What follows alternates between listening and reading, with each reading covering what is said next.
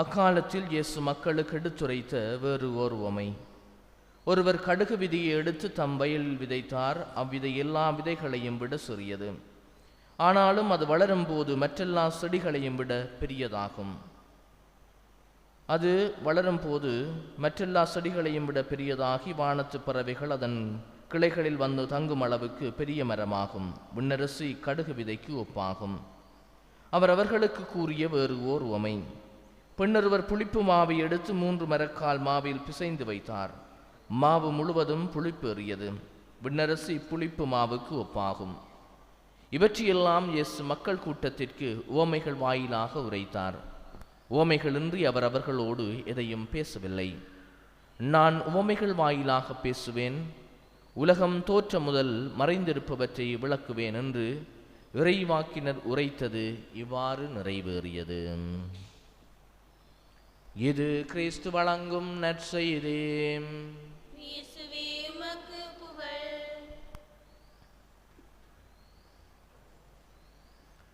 கிறிஸ்து இயேசுவுக்குள்ளே பிரியமான சகோதர சகோதரிகளே, ஆட்சிக்குள்ளே, இறை அரசுக்குள்ளே நாங்கள் புக வேண்டும் என்று சொன்னால் எங்களுடைய வாழ்வு அந்த இறை ஆட்சியினுடைய வாழ்வின் செயல்களை கொண்டிருக்கின்ற பொழுது அது கைகூடும் என்பதை இறை வார்த்தைகள் எடுத்துச் சொல்லுகிறது. இன்றைய முதல் வாசகத்திலே நாங்கள் பார்க்கிறோம், இஸ்ரேல் மக்கள் அடிமை தலையிலிருந்து மோசேயின் வழியாக ஆண்டவருடைய அருட்கர துணையினூடாக அவர்கள் மீட்கப்பட்டு பாலும் தேனும் பொழிகின்ற நாட்டிற்கு அவர்கள் அழைத்து செல்லப்பட்ட வேளையிலே இடையிலே அவர்கள் தங்களை மீட்டு வந்த அந்த தெய்வத்தை, இறைவனை மறந்து அந்நிய தெய்வங்களை தேடி செல்லுவதை பார்க்கிறோம். தங்களுக்கென ஒரு கன்றுக்குட்டியை அவர்கள் செய்து, இந்த தெய்வம்தான் எங்களை எகிப்திய அடிமைத்தலையிலிருந்து மீட்டு கொண்டு வந்தது என்று சொல்லி அவர்கள் அந்த சிலைக்கு அவர்கள் ஆடல் பாடல் பாடி அவர்கள் ஆராதனைகள் செலுத்துவதை பார்க்கிறோம். எனவேதான் மோசே கோபம் கொண்டவராக இறைவன் கொடுத்த அந்த கற்பனை, 10 கற்பனைகள் அடங்கிய அந்த பலகைகளை தூக்கி எறிந்து உடைத்தெறிகின்றார். மீண்டும் அவர் ஆண்டவரோடு சென்று அந்த மக்களுக்காக அவர் பரிந்து பேசுகின்றார். ஆனால் ஆண்டவர் சொல்லுகின்றார், நான் அவர்களை அழிப்பேன் என்று சொல்லி. அவர்கள் என்னை விட்டு விலகி சென்று விட்டார்கள், அவர்களை அழிப்பேன் என்று சொல்லி அவர் சொல்லுகின்றார்.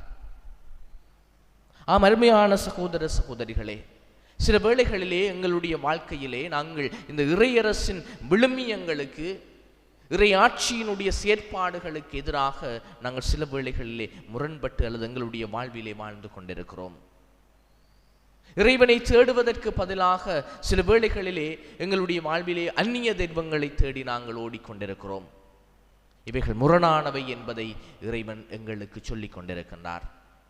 எனவே எங்களுடைய வாழ்க்கையிலே நாங்கள் திருமுழுக்கு பெற்று கிறிஸ்தவர்களாக வாழ்ந்து கொண்டிருக்கின்ற வேளையிலே இறைவன் தருகின்ற அந்த வார்த்தைகளுக்கு எங்களுடைய வாழ்க்கையிலே செவிமடுத்தவர்களாக, அந்த இறை ஆட்சிக்குரிய மக்களாக நாங்கள் வாழ இறைவன் எங்களை அழைத்து கொண்டிருக்கின்றார். ஒவ்வொரு சின்ன சின்ன செயல் வழியாக இறை அரசுக்குரியவர்களாக, இறை ஆட்சிக்குரியவர்களாக நாங்கள் இந்த உலகத்திலே வாழ முடியும் என்பதை இன்றைய இறை வார்த்தையினுடைய அந்த நற்செய்தி பகுதியிலே கூறப்பட்ட கடுகு விதை புளிப்புமா உவமைகள் வழியாக ஆண்டவர் எங்களுக்கு சொல்லுகிறார். அந்த கடுகு விதை எவ்வாறு சிறியதாக இருக்கிறதோ, அது நடப்பட்ட பொழுது, விதைக்கப்பட்ட பொழுது அது வளர்ந்து பெரிய மரமாகி பல பறவைகளுக்கு அது இடம் கொடுக்கிறது. அதே போல அந்த புளிப்புமா, ஒரு சின்ன ஒரு புளிப்புமா அந்த மாவு முழுவதையும் புளிப்பாக மாற்றுகிறது. எனவே எங்கள் ஒவ்வொருவருடைய நல்ல நல்ல சின்ன சின்ன விண்ணரசுக்குரிய செயல்களின் வழியாக நாங்களும் எங்களுடைய வாழ்க்கையிலே இறைவனுக்கு உகந்தவர்களாக மாற முடியும், வாழ முடியும் என்பதை இறைவன் எங்களுக்கு இன்றைய நாளிலே சொல்லிக் கொண்டிருக்கின்றார். எனவே எங்களுடைய வாழ்க்கையிலே நாங்கள் எப்படியும் வாழலாம் என்று இல்லாமல் இப்படித்தான் நாங்கள் வாழ வேண்டும் என்று சொல்லி எங்களுடைய வாழ்விலே நாங்கள் வாழவும், இறைவனை விட்டு விலகி போகிற சந்தர்ப்பங்களில் இருந்து நாங்கள் மீண்டுமாக அந்த ஆண்டவரிடம் திரும்பி வந்து நாங்கள் மனம் மாறியவர்கள் என்பதை அதற்கேற்ற செயல்களினாலே எடுத்து காட்டி நாங்கள் விண்ணரசை சுவீகரித்து கொள்ள, அந்த விண்ணரசுக்குரிய மக்களாக நாங்களும் வாழ்ந்து மற்றவர்களையும் அரவணைத்து ஒன்றாக ஒற்றுமையாக எங்களுடைய பயணத்திலே பயணித்து இந்த ஜூபிலி ஆண்டிலே அவரிடமிருந்து நிறைவான அருளையும் ஆசிரையும் பெற்றுக்கொள்ள ஆண்டவர் எங்களுக்கு இந்த நாளிலே அழைப்பு விடுக்கின்றார் என்பதை உணர்ந்து கொண்டு நாங்கள் எங்களுடைய வாழ்க்கையிலே வாழ அந்த ஆண்டவருடைய வரத்தை தொடர்கின்ற பலி வழியாக கேட்டு மன்றாடுவோம். ஆமேன்.